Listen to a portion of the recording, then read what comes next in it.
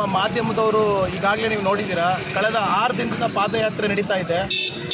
ಇದು ಕರ್ನಾಟಕ ರಾಜ್ಯದ ಜನತೆಗೆ ಪರವಾಗಿ ನಡೀತಾ ಇರತಕ್ಕಂಥ ಪಾದಯಾತ್ರೆ.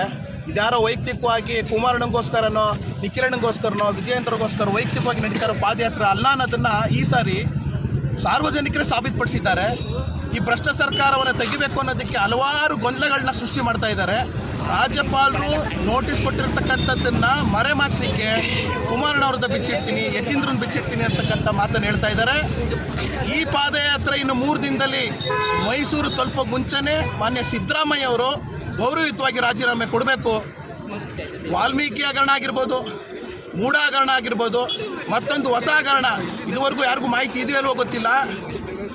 ಭ್ರಷ್ಟ ಸರ್ಕಾರಕ್ಕೆ ಮತ್ತೊಂದು ಹಗರಣ ಈಗ ಕಬಳಿಕೆ ಆಗಿದೆ. ಅದು ಬಂದು ಬುಡಕಟ್ಟು ಜನಾಂಗದಲ್ಲಿ ಅರ್ಹತೆ ಇಲ್ಲದೆ ಇರತಕ್ಕಂಥವ್ರನ್ನ ಕೂರಿಸಿದ್ದಾರೆ.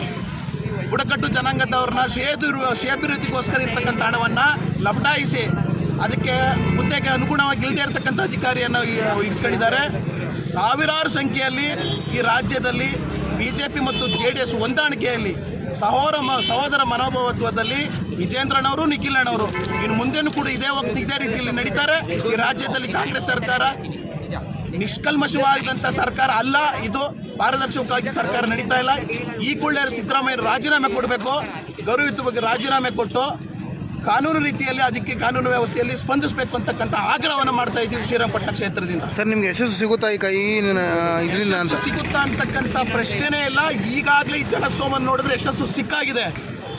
ಈ ಮೂಢ ಹಗರಣದಲ್ಲಿ ಕಾನೂನುಬದ್ಧವಾಗಿ ಸಿಗಾಕೊಂಡಿರತಕ್ಕಂಥ ಸಿದ್ದರಾಮಯ್ಯ ಅವರು ಇದರಲ್ಲಿ ಯಾವುದೇ ರೀತಿಯ ಉರುಳಿಲ್ಲ ಅಂತಕ್ಕಂಥದ್ದನ್ನು ಹೇಳ್ತಾ ಇದ್ದಾರೆ.